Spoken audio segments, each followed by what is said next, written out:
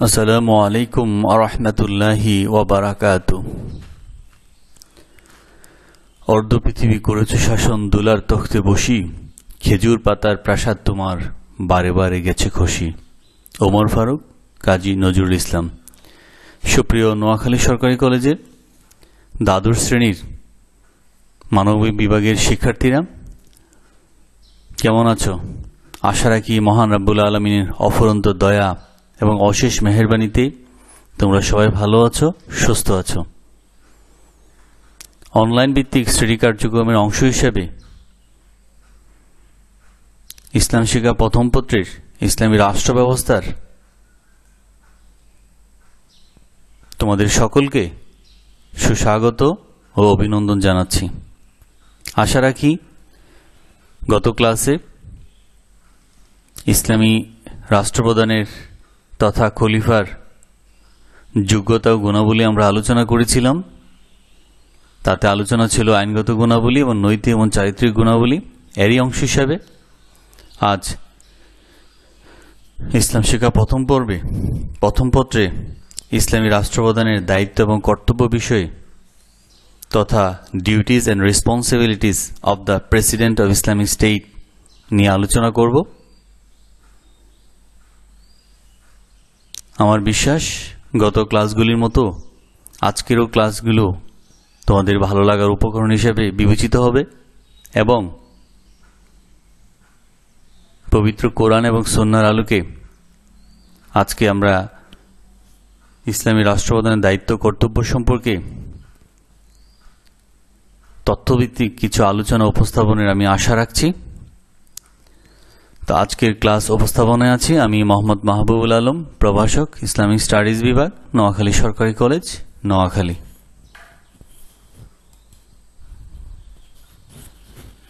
Virtual ক্লাসের শুরুতেই তোমাদের সকলকে ফুলেল শুভেচ্ছা ও স্বাগতম।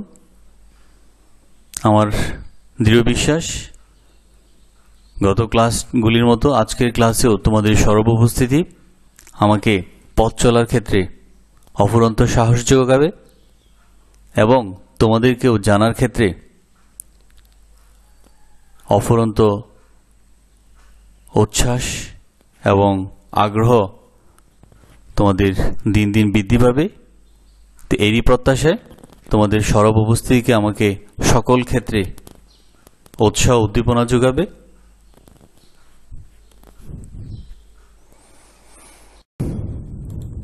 তাহলে শুরুতেই আসি আজকের শিখন ফল। আজকের পাঠ শেষে তথা আজকের ক্লাস শেষে তোমরা যে বিষয়গুলি সম্পর্কে তোমাদের জ্ঞানের পরিধিকে আরও বেশি সমৃদ্ধ করতে পারবে, শানিত করতে পারবে, তারই কিছু চিত্র আমি তোমাদের সামনে তুলে ধরার চেষ্টা করেছি। প্রথমত ইসলামী রাষ্ট্রের রাষ্ট্রপ্রধানের দায়িত্ব এবং কর্তব্য সম্পর্কে তোমরা বিস্তারিত বর্ণনা করতে পারবে। আমি আগেও বলেছি, আজও বলছি, ইসলামী রাষ্ট্রের রাষ্ট্রপ্রধানের দায়িত্ব কর্তব্য, যেখানে সেটা দায়িত্ব কর্তব্য সেটা তোমাদের জন্য, আমাদের জন্য সেটা হবে অধিকার। রাষ্ট্রপ্রধান হিসেবে তিনি দায়িত্ব পালন করছেন, আর আমি বা আমরা রাষ্ট্রপ্রধান থেকে যে বিষয়গুলি পাচ্ছি সেটা হচ্ছে আমার অধিকার। আমার প্রতি কোনো দয়া দাক্ষিণ্য নয়, বরং এটা আমার অধিকার। আর ইংরেজিতে প্রবাদ আছে, right is not given but it is taken by force.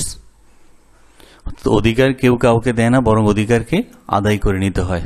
তো আজকের ক্লাসের মূল প্রতিপাদ্য বিষয় ইসলামী রাষ্ট্রপ্রধানের গুরু দায়িত্ব এবং কর্তব্য সম্পর্কে বিস্তারিত বিষয় তোমরা জানবে এবং ক্লাস শেষে এগুলির বিস্তারিত বিবরণ তোমরা তুলে ধরার প্রয়াস পাবে।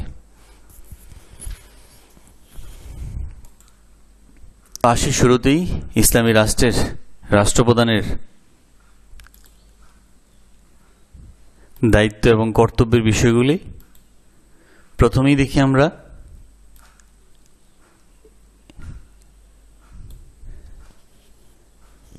ইসলামী রাষ্ট্রের দায়িত্ব কর্তব্যের ক্ষেত্রে আমরা প্রথমেই যদি একটু আলোকপাত করি তাহলে বলবো ইসলামী রাষ্ট্র হচ্ছে বিশ্বের মধ্যে আদর্শিক এবং কল্যাণকামী রাষ্ট্র।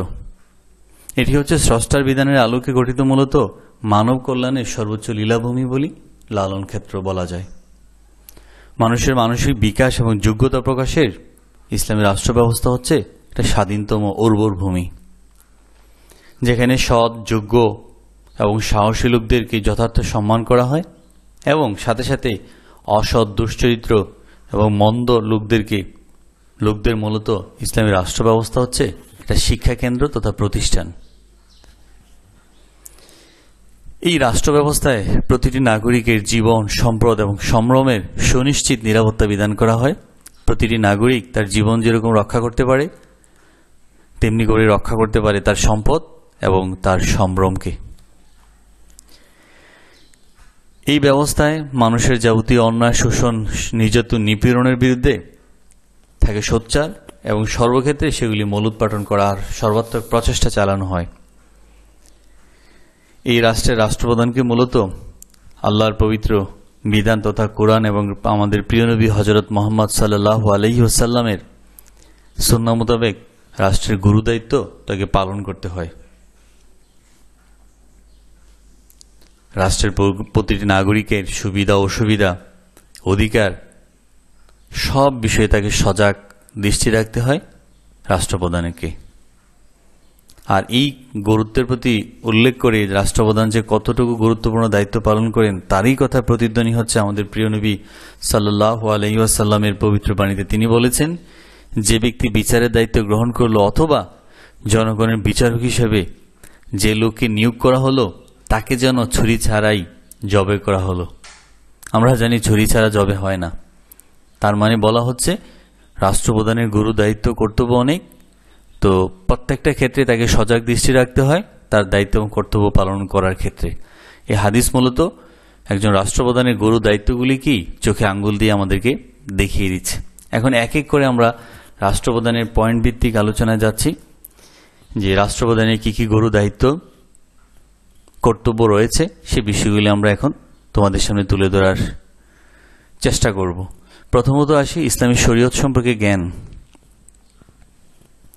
ইসলামী শরীয়ত তথা ইসলামী জীবন বিধান সম্পর্কে জ্ঞান। যিনি রাষ্ট্রপ্রধান হবেন, রাষ্ট্রপ্রধানকে ইসলামী শরীয়ত সম্পর্কে প্রচুর জানতে হবে। যে সকল আইন এবং বিধান দ্বারা তিনি রাষ্ট্র পরিচালনা করবেন তিনি অবশ্যই সেগুলি জানবেন। অন্যথায় তিনি সঠিক সময়ে সঠিক সিদ্ধান্ত নিতে তিনি ব্যর্থ হবেন, আর তার ব্যর্থতার দায়ভার হবে রাষ্ট্রের উপর পড়বে এবং পড়বে জনগণের উপর, এবং পরবর্তীতে এটা ব্যর্থ রাষ্ট্র হিসেবে স্বীকৃতি লাভ করবে। তো সেক্ষেত্রে একজন ইসলামী রাষ্ট্রপ্রধানের দায়িত্ব, কর্তব্যের মধ্যে প্রথম যে দায়িত্ব এবং কর্তব্য রয়েছে সেটা হচ্ছে তাকে শরীয়ত সম্পর্কে তিনি অগাধ পাণ্ডিত্যের, অগাধ জ্ঞানের অধিকারী হবেন। রাষ্ট্রপতি তার কি দায়িত্ব, কর্তব্য রয়েছে সেই বিষয়গুলি সম্পর্কে তাকে সজাগ দৃষ্টি রাখতে হবে। জনগণ অধিকার সম্পর্কে জানতে হবে, কোনগুলি রাষ্ট্রের দায়িত্ব, কর্তব্য, কোনগুলি জনগণের অধিকার ও কর্তব্য, সে বিষয়গুলি তাকে ওয়াকিবহাল থাকতে হবে। কোনো মূর্খ বা অজ্ঞ লোকের দ্বারা ইসলামী রাষ্ট্রের নেতৃত্ব প্রদান করা সম্ভব নয়। আর এই কথাই আল্লাহ পবিত্র কোরআনে প্রতিধ্বনি করেছেন, হাল ইয়াস্তাবি আল্লাযীনা লা ইয়ালামুনা ওয়াল্লাযীনা লা ইয়ালামুন, জ্ঞানী এবং মূর্খরা কি সমান হতে পারে? সূরা জুমা 9 নম্বর আয়াত, নিশ্চয়ই না। তো সেই প্রসঙ্গে আল্লাহ পবিত্র বলেছেন, কালামে বলেছেন যে ইসলামী শরীয়ত সম্পর্কে, ইসলামী রাষ্ট্রের যিনি দায়িত্ব এবং কর্তব্যের অধিকারী হবেন তাকে ইসলামী শরীয়ত সম্পর্কে জ্ঞান থাকতে হবে, যাতে করে রাষ্ট্রের প্রতিটি কর্ম সুচারুভাবে তিনি সম্পাদন বা সম্পন্ন করতে পারেন। এরপর আমরা দেখি ইসলামী রাষ্ট্রের রাষ্ট্রপ্রধানের দ্বিতীয় যেই তার কার্যক্রম, তার মধ্যে হচ্ছে আল্লাহর বিধানকে কার্যকর করা। আল্লাহর বিধানকে কার্যকর করা ইসলামী রাষ্ট্রের মূল লক্ষ্য হচ্ছে এই জমিনে, এই পৃথিবীতে মহান রাব্বুল আলামিনের পবিত্র কোরআন এর বিধান এবং আমাদের প্রিয় নবী সাল্লাল্লাহু আলাইহি ওয়াসাল্লামের সেই সুন্নাহ অনুযায়ী ইসলামী বিধানকে বাস্তবায়ন করা, কার্যকর করার জন্য প্রতিটি পদক্ষেপেই এই প্রচেষ্টা, এই সাধনা চালাতে হবে।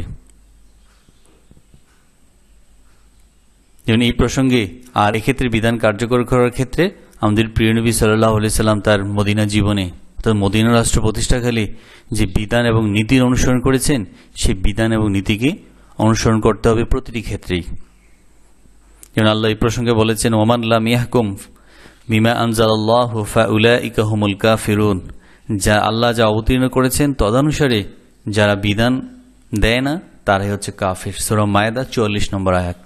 তাহলে ইসলামী রাষ্ট্রের রাষ্ট্রপ্রধানের গুরু দায়িত্ব হচ্ছে প্রথমত শরীয়ত সম্পর্কে তিনি জানবেন, দ্বিতীয়ত আল্লাহর বিধানকে কার্যকর তথা পবিত্র কোরআন এবং সুন্নাহর আইনকে বিধানকে বাস্তবায়ন করার জন্য তিনি যথোপযুক্ত ব্যবস্থা তিনি গ্রহণ করবেন। এরপর আমরা দেখি আল্লাহর সার্বভৌমত্ব সংরক্ষণ। আমি প্রায় ক্লাসে বলেছিলাম, আগের ক্লাসে বলেছি যে এই পৃথিবীর সার্বভৌমত্বের ক্ষমতা হচ্ছে মহান রব্বুল আলামিনের। তিনি হচ্ছে এই পৃথিবীর একচ্ছত্র একমাত্র সার্বভৌমত্ব ক্ষমতার একমাত্র অধিকারী। কারণ আমরা পৃথিবীতে এসেছি, আল্লাহ পবিত্র কোরআনে অন্য আয়াতে বলেছেন, ইন্নী জাইলুন ফিল আরদি খলিফা। আমরা হচ্ছে এই পৃথিবীতে প্রতিনিধি মাত্র, অর্থাৎ অতিথি। কিছুদিনের জন্য এসেছি, আবার যখন সময় ফুরিয়ে যাবে, সময়ের চাকা যখন শেষ হয়ে যাবে, তখন আমরা পৃথিবী থেকে চলে যাব। তো সুতরাং যাওয়ার সময় আমরা কিন্তু কিছুই নিতে পারি না। কারণ হচ্ছে একটাই, কারণ এই পৃথিবীর মালিকানা আমাদের নয়। আমরা হচ্ছে অতিথি বেশে এসেছি অথবা প্রতীক বেশে এই পৃথিবীতে আসছি কিছুদিনের জন্য, কিছু সময়ের জন্য। সময় যখন শেষ হয়ে যাবে আমরা খালি হাতেই আমাদেরকে এই পৃথিবী থেকে চলে যেতে হবে। আর পৃথিবীতে চিরন্তন সত্তা হিসেবে শুধুমাত্র মহান রাব্বুল আলামিনই বেঁচে থাকবেন, কারণ তিনি হচ্ছেন এই জগতের সার্বভৌম ক্ষমতার একমাত্র অধিকারী। ইসলামী রাষ্ট্রের যিনি রাষ্ট্রপ্রধান, তাকে ইসলামী সার্বভৌমত্ব সংরক্ষণের বিষয়ে চেষ্টা করতে হবে। জনগণকে এই বিষয়টা বোঝাতে হবে যে রাষ্ট্র তোমার নয়, আমারও নয়, বরং রাষ্ট্র হচ্ছে, এই রাষ্ট্রের মালিকানা হচ্ছে মহান রাব্বুল আলামিনের। আমরা শুধুমাত্র কিছু সময়ের জন্য সেগুলির ভোগ করছি। ভোগ শেষ হয়ে গেলে আমরা আবার তার আহ্বানের সাড়া দিয়ে তার কাছে আমাদেরকে ফিরে যেতে হবে। এই বিষয়গুলি সম্পর্কে জনগণকে জানানো, নিজেও জানা এবং জনগণকেও অবহিত করা। আর ইসলামী রাষ্ট্রের আদর্শ এবং ঐতিহ্যকে বাস্তবায়ন করা। ইসলাম যে আদর্শ এবং ঐতিহ্য আমাদেরকে প্রদান করেছে সেগুলি বাস্তবায়নের ক্ষেত্রে সর্বাত্মক প্রচেষ্টা চালানো। এই প্রসঙ্গে আল্লাহ পবিত্র কোরআনে ইরশাদ করেছেন, আলা লাহুল খালকু ওয়াল আমর, সাবধান, সৃষ্টি তার এবং আইনও তার। সূরা আরাফ 54 নম্বর আয়াত। অর্থাৎ তাহলে আল্লাহর সার্বভৌমত্ব সংরক্ষণের বিষয়ে ইসলামী রাষ্ট্রপ্রধানের খলিফার গুরু দায়িত্ব রয়েছে, আর তিনি দায়িত্বগুলি যথার্থভাবে পালনের তিনি চেষ্টা চালাবেন। এরপর আমরা দেখি ন্যায় শাসন প্রতিষ্ঠা। ইসলামী রাষ্ট্রের রাষ্ট্রপ্রধানের অনেক গুরু দায়িত্বপূর্ণ দায়িত্ব রয়েছে, তোর মধ্যে আরও একটি দায়িত্ব হচ্ছে ন্যায় শাসন প্রতিষ্ঠা। তিনি রাষ্ট্রের সর্বস্তরে ন্যায় এবং ইনসাফ প্রতিষ্ঠার জন্য সর্বাত্মক প্রচেষ্টা চালাবেন। সমাজের সকল শ্রেণী বৈষম্যকে তিনি দূরীভূত করবেন। সেখানে থাকবে না কোনো উঁচু নিচু, ছোট বড়, কালো সাদা, ধনী গরিবের কোনো ব্যবধান থাকবে না, বরং এইটাই প্রতিষ্ঠা করবেন যে ইসলাম বলে সকলে আমরা, প্রত্যেকে আমরা পরের তরে। এই বিধানটাই মূলত তিনি বাস্তবায়ন করার জন্য সর্বাত্মক চেষ্টা চালাবেন। আর অধিকার পাওয়ার ক্ষেত্রে সকলের সমান সুযোগ তৈরি করে দিবেন। কারো উপর অবিচার বা জুলুম, নির্যাতন বা নিপীড়ন যাতে না হয় সেই বিষয়টার প্রতি সর্বাত্মক নজর রাখবেন, দেখভাল করবেন। কারণ ইসলামী রাষ্ট্র হচ্ছে আদর্শ রাষ্ট্র, আদর্শিক রাষ্ট্র। ইসলামী রাষ্ট্র হচ্ছে কল্যাণকামী রাষ্ট্র এবং আদর্শ এবং ঐতিহ্যের একটা লীলাভূমি। এর প্রসঙ্গে আল্লাহ পবিত্র কোরআনে ইরশাদ করেছেন, লাকাদ আরসালনা রুসুলানা বিল বাইয়িনাতি ওয়া আনজালনা মাআহুমুল কিতাবা ওয়াল মিজানা লিয়াকুমান নাসু বিল কিসত। আল্লাহ বলেছেন, আমি আমার রাসূলকে সুস্পষ্ট দলিল হিসেবে প্রেরণ করেছি আর তাদের সাথে প্রেরণ করেছি কিতাব ও ন্যায়দণ্ড, যাতে মানুষ ন্যায় বিচার প্রতিষ্ঠা করতে পারে। সূরা হাদীদ 25 নম্বর আয়াত। তো সুতরাং আমরা ইসলামী রাষ্ট্রপ্রধানের দায়িত্ব এবং কর্তব্যের বিষয়ে যে বিষয়গুলি সম্পর্কে আলোকপাত করেছি, তন্মধ্যে গুরুত্বপূর্ণ বিষয় হচ্ছে শরীয়ত সম্পর্কে তিনি জ্ঞান রাখবেন, আল্লাহর বিধানকে কার্য করার জন্য প্রচেষ্টা চালাবেন, আল্লাহর সার্বভৌমত্ব সংরক্ষণে তিনি একজন সেফগার্ড হিসেবে ভূমিকা পালন করবেন এবং ন্যায় শাসন প্রতিষ্ঠার ব্যাপারে তিনি কোনো আপোষ অথবা সমঝোতা করবেন না, বরং ন্যায় শাসন প্রতিষ্ঠা করার ক্ষেত্রে তিনি থাকবেন বজ্রকঠোর। এরপর আমরা আরও কিছু রাষ্ট্রপ্রধানের দায়িত্ব এবং কর্তব্য সবার সামনে তুলে ধরার চেষ্টা রাখছি। এরপর আমরা দেখি নির্দয় এবং কঠোর না হওয়া। ইসলামী রাষ্ট্রপ্রধানের যিনি রাষ্ট্রের গুরু দায়িত্ব যার উপর ন্যস্ত থাকবে তাকে অতবে সহনশীল এবং দয়ালু, আল্লাহর বিধান কায়েমের ব্যাপারে তাকে থাকতে হবে অনট। সাধারণ মানুষের প্রতি তিনি জনগণের প্রতি কঠোর হতে তিনি নিষেধ করা হয়েছে। এমন বিষয় হবে না তিনি যেখানে কঠোর হওয়া প্রয়োজন তিনি সেখানে কঠোর হবেন, যেখানে সদয় এবং নির্মল এবং কোমল হওয়া প্রয়োজন সেখানে তিনি সদয়, নির্মল এবং কোমল হবেন। কারণ তিনি যদি সকলের ক্ষেত্রে সমান আচরণ করেন তাহলে তার মধ্যে অহংকারিত্ব চলে আসবে, যা ইসলামের ক্ষেত্রে কোনো ক্ষেত্রেই সেটা প্রযোজ্য নয়। তো সেই জন্য বলা হচ্ছে ইসলামী রাষ্ট্রের রাষ্ট্রপ্রধানের অন্যতম দায়িত্ব হচ্ছে তিনি রাষ্ট্রের জনগণের প্রতি নির্দয় হবেন না এবং কঠোরতাও তিনি অবলম্বন করবেন না, বরং যে ক্ষেত্রে যেটা প্রয়োজন সেটাই তিনি প্রয়োগ করার ক্ষেত্রে সবসময় অবিচল থাকবেন। যেন এই প্রসঙ্গে আল্লাহ বা আমাদের প্রিয় নবী সাল্লাল্লাহু আলাইহি সাল্লাম ইরশাদ করেছেন, হে আল্লাহ, যে ব্যক্তি আমার উম্মতের কোনো কাজের দায়িত্বশীল হয় এবং তাদের সাথে কঠোরতা করে তুমিও তাদের প্রতি নির্দয় এবং কঠোর হও, আর যে ব্যক্তি আমার উম্মতের শাসক হয় তাদের সাথে সদয় ব্যবহার করে তুমিও তাদের সাথে সদয় ব্যবহার করো। আমাদের প্রিয় নবী সাল্লাল্লাহু আলাইহি সাল্লামের একটা আকাঙ্ক্ষা আল্লাহর কাছে। তাহলে ইসলামী রাষ্ট্রপ্রধানের দায়িত্ব হচ্ছে অনেক কঠিন, কারণ পবিত্র হাদিসেই আমরা তার প্রতিধ্বনি শুনতে পাই। রাসূল বলেছেন, যে ব্যক্তি কাউকে যখন কোনো রাষ্ট্রপ্রধানের দায়িত্ব দেওয়া হয়, সে যদি রাষ্ট্রের যারা অধীনস্থ লোক আছে তথা জনগণ আছে তাদের প্রতি যদি কঠোর হয়, আল্লাহ রাসূল আল্লাহর কাছে প্রার্থনা করেছেন, আল্লাহ তুমিও তার প্রতি কঠোর হও। আর বলেছেন, যখনই রাষ্ট্রের জনগণের প্রতি তিনি সহজ, সদয় এবং সাবলীল হবেন, তুমিও তার প্রতি সদয় এবং সাবলীল হও। তার কথা এই প্রেক্ষিতে, রাসূলের কথার এই প্রেক্ষিতে এটাই বোঝা যাচ্ছে যে রাষ্ট্রপ্রধানকে কঠোর হওয়া যাবে না, বরং প্রায় সকল ক্ষেত্রেই তাকে সহনশীল এবং দয়ালু হতে হবে। না হলে আল্লাহর অভিসম্পাদ, আল্লাহর লানত এবং আমাদের প্রিয় নবী সাল্লাল্লাহু আলাইহি সাল্লামের অসন্তুষ্টিও তার উপর নিবেদিত হবে, তিনি যথার্থভাবে রাষ্ট্র পরিচালনা করতে ব্যর্থ হবেন। এরপর আমরা দেখি রাষ্ট্রের 4টি মৌলিক বিষয় সম্পর্কে। মৌলিক বিষয় প্রতিষ্ঠা করা,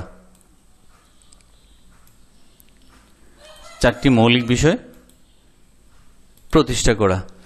যেমন 4টা বিষয় ইসলামী রাষ্ট্রের রাষ্ট্রপ্রধানের অন্যতম দায়িত্ব হচ্ছে মৌলিক 4টা বিষয়কে সর্বক্ষেত্রে তিনি প্রতিষ্ঠা দান করবেন এবং প্রয়োগের জন্য সর্বাত্মক প্রচেষ্টা চালাবেন।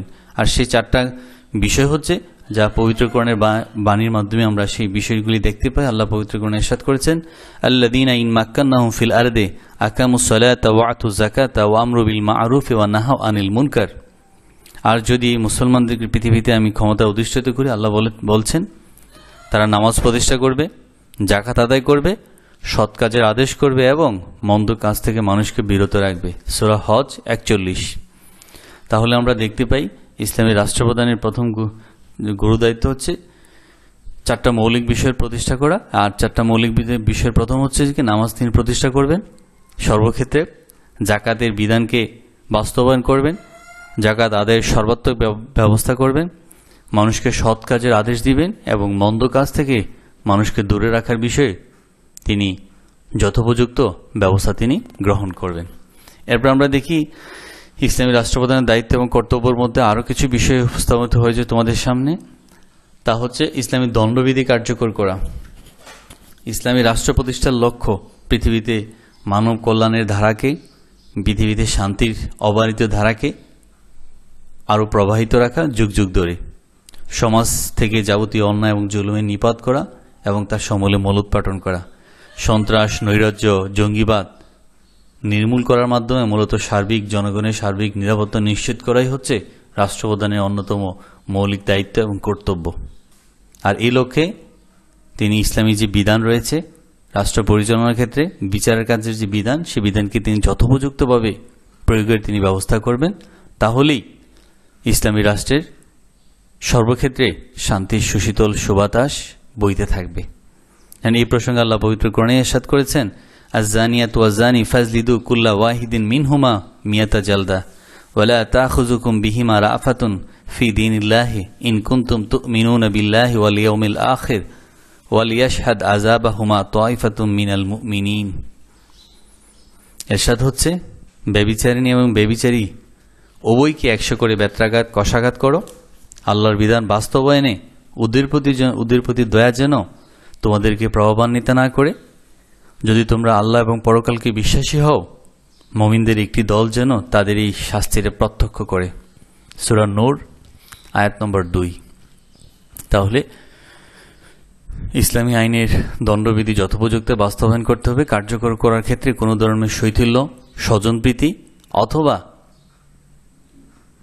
কারো প্রতি দুর্বলতা এগুলি প্রদর্শন করা যাবে না, যা পবিত্র কোরআনের দৃষ্টিতে হারাম বা নিষিদ্ধ। যেমন এই প্রসঙ্গে আল্লাহ রাসূল সাল্লাল্লাহু আলাইহি ওয়াসাল্লাম বলেছেন, পৃথিবীতে আল্লাহর নির্ধারিত একটি দ্বন্দ্ব কার্যকর হওয়া মানুষের জন্য 30 দিন অথবা 40 দিন ভোরবেলায় বৃষ্টি চাইতে উত্তম।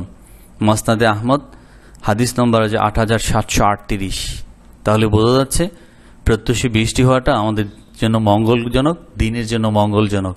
কিন্তু রাসূল বলেছেন, যদি একটা আল্লাহর বিধান, আল্লাহ যে বিধান জারি করেছেন ন্যায় বিচার প্রতিষ্ঠার ক্ষেত্রে, সে বিধান যদি একটাও কার্যকর করা হয়, তাহলে রাসূল বলেছেন সেটা 30 দিন অথবা 40 দিন ভোরবেলায় বৃষ্টি হওয়ার চাইতেও উত্তম।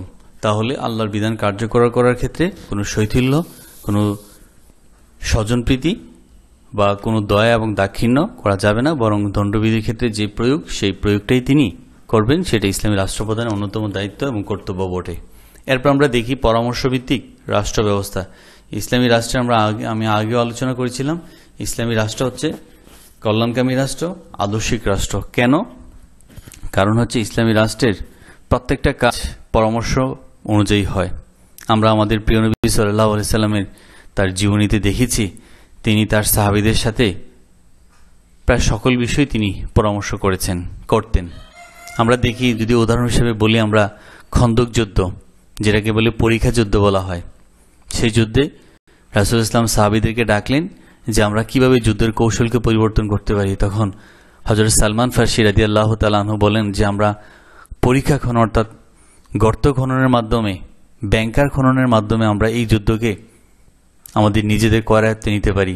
তখন রাসূল ইসলাম বললেন সেটা কিভাবে। তিনি সেই পরিকল্পনা দিলেন এবং আল্লাহ রাসূল সাল্লাল্লাহু আলাইহি সাল্লাম নিজের পরিকল্পনা বাস্তবায়ন না করে বরং হযরত সালমান ফারসি তথা পরামর্শের ভিত্তিতে যে একটা কাজ সামনের দিকে এগিয়ে নিয়ে যায়, সেই বিষয়টাকে পৃথিবীর ইতিহাসে তিনি নজির স্থাপন করলেন। তিনি হযরত সালমান ফারসি রাদিয়াল্লাহু তাআলা আনহুর পরামর্শ মতে সমস্ত সাহাবার এবং রাসূল ইসলাম নিজেও সে পরীক্ষা কাজে অংশগ্রহণ করলেন, যা পৃথিবীর ইতিহাসে আজও দৃষ্টান্ত হয়ে আছে। তো এইভাবে অন্যদিকে হযরত আবু হুরায়রা রাদিয়াল্লাহু তাআলা আনহু বলেছেন যে আমি রাসূল ইসলাম এবং সাহাবীদেরকে প্রত্যেকটা কাজে এত বেশি পরামর্শ করতে আর কাউকে দেখিনি। তার মানে হচ্ছে প্রত্যেকটা কাজেই পরামর্শভিত্তিক ইসলামী রাষ্ট্র। আমরা এটাও জানি, 10 মিলে করি কাজ হারি জিতে না হিলাজ, সেটাও পরামর্শের কথাই বলা হচ্ছে।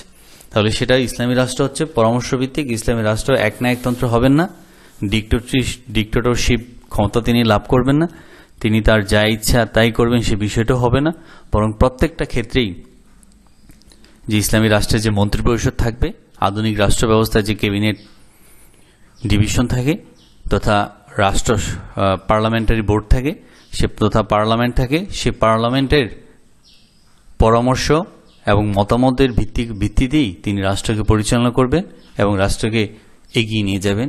তিনি শুধুমাত্র দায়িত্ব পালন করছেন, আর যাবতীয় পরামর্শ আসবে মন্ত্রিপরিষদ থেকে অথবা সংসদ থেকে। তো ইসলামী রাষ্ট্র ব্যবস্থায় রাষ্ট্রপ্রধানের গুরু দায়িত্ব হচ্ছে সকল ক্ষেত্রে তিনি পরামর্শকে প্রাধান্য দিবেন এবং পরামর্শ ভিত্তিতে জনগণের বিষয়ে সিদ্ধান্ত তিনি গ্রহণ করবেন। কোনো বিষয়ে একক সিদ্ধান্ত গ্রহণ করা তার পক্ষে সম্ভব নয় এবং সম্ভব করাটাও তার জন্য সমীচীন নয়। এরপর আমরা দেখি ইসলামী রাষ্ট্র ব্যবস্থার আরও কিছু বিষয়। যেন এই প্রসঙ্গে যদি আমি পবিত্র কোরআনের সেই বাণীটা উদ্ধৃত করি তাহলে বলবো, আল্লাহ পবিত্র কোরআনে বলেছেন, ও আমরুহুম শুরা বাইনাহুম, তাদের কর্মগুলি সম্পাদনে পারস্পরিক পরামর্শই হলো তাদের পন্থা। আর পরামর্শ করার কথা আল্লাহ পবিত্র কোরআনেই বলেছেন। তো সুতরাং আমরাও আমাদের যে কোনো কাজের ক্ষেত্রে পরামর্শ যদি গ্রহণ করি তাহলে কাজটা সুচারু হবে, সেখানে ভুলভ্রান্তি হওয়ার সুযোগ কম থাকবে এবং আমি তোমরাও তোমাদের অভীষ্ট লক্ষ্যে পৌঁছাতে পারবে যদি পরামর্শ করে তুমি তোমার বন্ধুর সাথে পরামর্শ করতে পারো, তোমার অভিভাবকের সাথে পরামর্শ করতে পারো, অথবা তোমার শিক্ষকের সাথেও কোনো গুরুত্বপূর্ণ বিষয়ে পরামর্শ নিতে পারো। সে পরামর্শ অনুযায়ী তুমি যদি তোমার লেখাপড়া চালিয়ে যাও অথবা জীবন গঠনের এগিয়ে যাও, আশা করি সকল ক্ষেত্রে তুমি ইউ উইল বি গেইন, তুমি সফলকাম হবে। এরপর আরও কিছু বিষয়, ইসলামী রাষ্ট্র ব্যবস্থার আরও কিছু গুরুত্বপূর্ণ বিষয় তোমাদের সামনে তুলে ধরা আশা রাখছি। এরপরে দেখি আমরা কি বিষয়গুলি আমাদের জন্য অপেক্ষা করছে। এরপর আমরা দেখি শান্তি ও শৃঙ্খলা প্রতিষ্ঠা। ইসলামী রাষ্ট্রের রাষ্ট্রপ্রধানের অনেক গুরুত্বপূর্ণ দায়িত্ব রয়েছে, তার মধ্যে অন্যতম আরও একটি হচ্ছে প্রত্যেকটা নাগরিকের বৈধ দখলি সত্ত্ব বেআইনি দখল থেকে রক্ষা করা এবং তা থেকে জনগণকে উদ্ধার করা। তারা যেন যে কোনো বিষয়ে বেআইনি এবং বাধা বিপত্তি তথা প্রতিবন্ধকতার যাতে সম্মুখীন না হয় এবং নিশ্চিতভাবে তারা যেন তাদের জীবনকে অতিবাহিত করতে পারে, পরিচালিত করতে পারে, সেই বিষয়ে তিনি সর্বাত্মক ব্যবস্থা গ্রহণ করবেন। সমাজে অনাচার, চুরি, ডাকাতি, খুন, সন্ত্রাস, রাহাজানি এগুলির মূলোৎপাটন করবেন এবং অপবাদ, গুজব, প্রতারণা এগুলির বিষয়ে তিনি সজাগ থাকবেন এবং আইন শৃঙ্খলা তথা শান্তি শৃঙ্খলা প্রতিষ্ঠা স্থাপন এবং সংরক্ষণের ক্ষেত্রে তিনি আইনের যথার্থ প্রয়োগ করবেন এবং তা বাস্তবায়নের জন্য সুনিশ্চিত ব্যবস্থা করবেন। তাহলে সমাজের প্রতিটি ক্ষেত্রে শান্তি শৃঙ্খলা যথার্থভাবে বাস্তবায়ন হবে এবং রাষ্ট্রের প্রতিটি নাগরিক, প্রতিটি জনগণ সুশৃঙ্খলভাবে এবং শান্তিপূর্ণভাবে তাদের এই ক্ষণস্থায়ী জীবনকে অতিবাহিত করতে পারবেন। এরপরে যদি আমরা দেখি তাহলে দেখব ইসলামী রাষ্ট্রপ্রধানের দায়িত্ব এবং কর্তব্যের মধ্যে রয়েছে বহিরাক্রমণ থেকে রক্ষা করা, তথা দেশকে বহিঃশত্রুর আক্রমণ থেকে রক্ষা করা। ইসলামী রাষ্ট্রপ্রধানের শুধু দায়িত্ব দেশের শান্তি শৃঙ্খলা রক্ষা করা আর জনগণকে শান্তির সুবাতাস দিকে নিয়ে আসা, সে বিষয়টা এটা থাকবে। পাশাপাশি দেশের জনগণ, দেশের সম্পদ যেন বহিঃশত্রুর আক্রমণ দ্বারা সেটা লুণ্ঠিত না হতে পারে, হস্তক্ষেপ না হতে পারে, সেই বিষয়ে তিনি যথার্থ এবং কার্যকরী ব্যবস্থা গ্রহণ করবেন।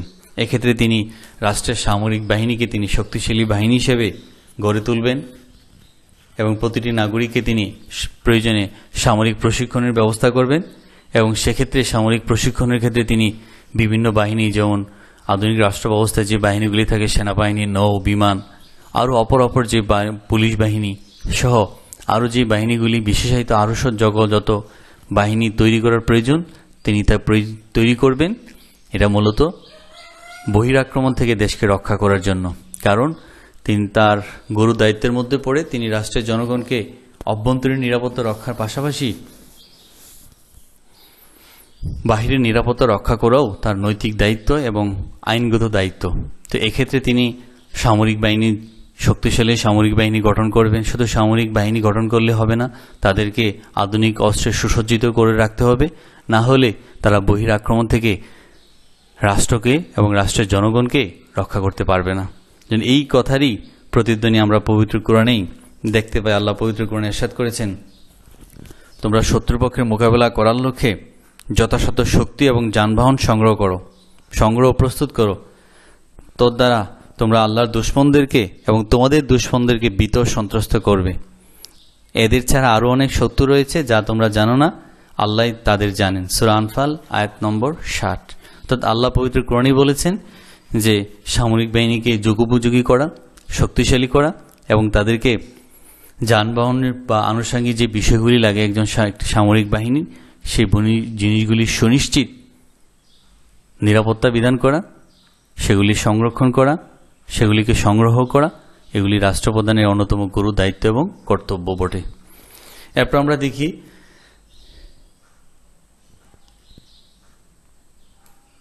রাষ্ট্রীয় আয় সুনিশ্চিত করা। ইসলামী রাষ্ট্রের রাষ্ট্রপ্রধানের প্রথমেই বলেছিলাম গুরু দায়িত্ব অনেক, এক্ষেত্রে তার অন্যতম গুরু দায়িত্ব হচ্ছে রাষ্ট্রের আয়ের ব্যবস্থাকে নিশ্চিত করা। আমরা জানি সরকার এটা হচ্ছে একটা প্রতিষ্ঠান, আর সেই প্রতিষ্ঠানকে চালান মাননীয় প্রধানমন্ত্রী, মহামান্য রাষ্ট্রপতি বা মাননীয় প্রধানমন্ত্রী, অন্যান্য মন্ত্রী পরিষদের সদস্যবৃন্দগণ। তো সুতরাং ইসলামী রাষ্ট্র ব্যবস্থাও এটার ব্যতিক্রম নয়, বরং এক্ষেত্রে রাষ্ট্রপ্রধানের দায়িত্ব হচ্ছে কোন কোন ক্ষেত্রে রাষ্ট্রের আয়গুলি আসবে সেগুলি স্থান চিহ্নিত করা এবং সেগুলি থেকে আয়ের পথকে সুগম এবং সুনিশ্চিত করা। এক্ষেত্রে আমরা দেখি ইসলামী রাষ্ট্রের আয় অন্যতম প্রধান উৎস হচ্ছে জাকাত ব্যবস্থা। এরপর আসে উসর, যেটা জমি হিসেবে নেওয়া হয় 1/10। এরপর আমরা দেখি খারাজ এবং জিজিয়া, যেটা অমুসলিমদের নিকট থেকে নিরাপত্তামূলক কর হিসাবে আদায় করা হয়। তো এগুলি হচ্ছে রাষ্ট্রের অন্যতম আয়ের উৎস। এই উৎসগুলি আদায়ের ক্ষেত্রে সুনিশ্চিত ব্যবস্থা তিনি করবেন। এরপর সাথে সাথে রাষ্ট্রের জনগণের দ্বারা উৎপাদিত খাদ্যদ্রব্য বলি অপর জিনিসপত্র বিদেশে রপ্তানি করার মাধ্যমেও সেগুলি থেকে প্রচুর বৈদেশিক মুদ্রা অর্জন হয়, সে বিষয়গুলিও দেখভাল করবেন। সাথে সাথে রাষ্ট্রের নাগরিকরা অন্য দেশে গিয়ে শ্রম বিনিয়োগ করে এবং বিদেশ থেকে প্রচুর রেমিটেন্স অর্থ আমাদের দেশে পাঠায়। তো সেই শ্রমিকদের বিদেশে যাওয়ার ক্ষেত্রে এবং তাদের কর্মস্থলকে সুনিশ্চিত করার জন্য ব্যবস্থা করাটা রাষ্ট্রপ্রধানের অন্যতম দায়িত্ব কর্তব্য। এক্ষেত্রে রাষ্ট্র প্রচুর বৈদেশিক মুদ্রা অর্জন করতে পারবে এবং দেশে উৎপাদিত ফসল বিদেশে রপ্তানি করে আয় নিশ্চিত করতে পারবে এবং রাষ্ট্রের যে অভ্যন্তরীণ যে আয়ের উৎসগুলি আছে সেগুলি থেকেও রাষ্ট্র যথেষ্ট আয় নিশ্চিত করতে পারবে। তাহলে রাষ্ট্রের যাবতীয় কাঠামো সুবিন্যস্তভাবে পরিচালিত হবে। আর আমরা এটাও জানি যে আমি রাষ্ট্রের নাগরিকের ক্ষেত্রে একজন সরকারি কর্মকর্তা বা কর্মচারী বা এছাড়াও তিনি বেসরকারিভাবে যদি তিনি কোনো জায়গায় সম্পৃক্ত হন, সেখানেও কিন্তু তিনি সরকারকে ভ্যাট দিতে হয়, কর দিতে হয়।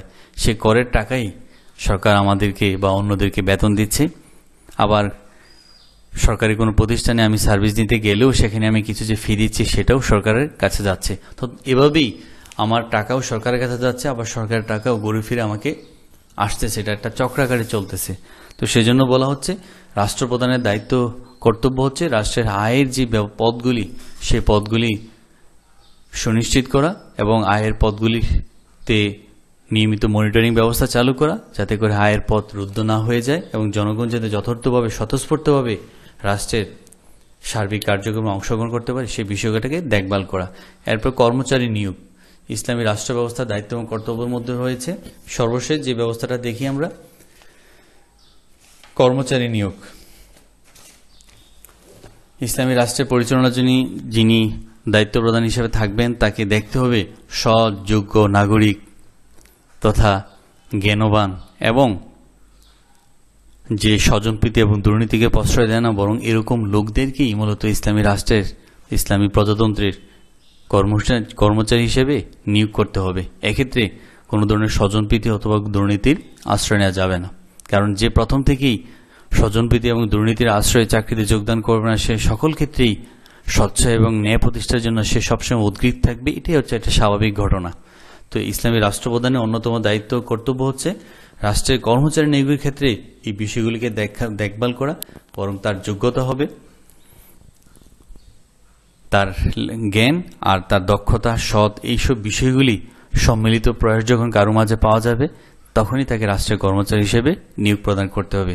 যিনি এই প্রসঙ্গে আমরা রাসূল সাল্লাল্লাহু আলাইহি সাল্লামের পবিত্র বাণীটির কথাই উল্লেখ করতে পারি। রাসূল বলেছেন, মুসলমানদের কোনো কাজে কেউ যখন কর্তৃত্ব লাভ করার পর যদি সে এমন ব্যক্তিকে শাসন নির্বাচন করে যার চাইতে অধিক যোগ্যতার লোক রয়েছে, মুসলমান রয়েছে, তাহলে সে আল্লাহ রাসূলের সাথে বিশ্বাসঘাতকতা করলো। তাহলে রাসূলের হাদিস দ্বারা বোঝা যাচ্ছে যোগ্যতার সম্পন্ন লোক থাকা সত্ত্বেও কেউ যদি অযোগ্য, অদক্ষ, অকর্মণ্য লোককে রাষ্ট্রের গুরু দায়িত্বপূর্ণ হিসেবে নিয়োজিত করে, রাসূল বললেন সেজন্য আল্লাহ এবং তার রাসূলের সাথে বিশ্বাসঘাতকতা করলো। আর আমরা স্বাভাবিক অর্থে এটাও জানি যে আল্লাহ এবং রাসূলের সাথে বিশ্বাসঘাতকতা করলে তার সুনিশ্চিত বা নিশ্চিত স্থান হচ্ছে জাহান্নাম। তাহলে ইসলামী রাষ্ট্রপ্রধানের যিনি দায়িত্বে থাকবেন তার অন্যতম কর্তব্য হচ্ছে সৎ, যোগ্য, দক্ষ লোককে তিনি রাষ্ট্রের প্রজাতন্ত্রের কর্মচারী হিসেবে নিয়োগ করবেন। তাহলে তিনি রাষ্ট্রের যাবতীয় কাজগুলি সুচারুভাবে সম্পন্ন করতে পারবেন, আর যার সুফল পাবে রাষ্ট্রের প্রতিটি নাগরিক, প্রতিটি জনগণ। তো আলোচনার শেষ প্রান্তে এসে গেছি। আশা করি গত ক্লাসের মতো আজকের ক্লাসটাও তোমাদের, গত ক্লাসে আমরা যোগ্যতা ও গুণাবলী আলোচনা করেছিলাম, আজকের ক্লাসে তাদের দায়িত্ব এবং কর্তব্যগুলি নিয়ে আলোচনা করেছি। মূলত ইসলামী রাষ্ট্র হচ্ছে, আগেও বলেছি, আদর্শিক রাষ্ট্র, কল্যাণকামী রাষ্ট্র। এখানে প্রতিটি বিধানের সুচারুভাবে পালন করার ক্ষেত্রেই প্রত্যেক রাষ্ট্রপ্রধান ইমানি দায়িত্ব হিসেবে মনে করেন, আর সে দায়িত্ব পালনে তিনি কখনো পিছপা হন না।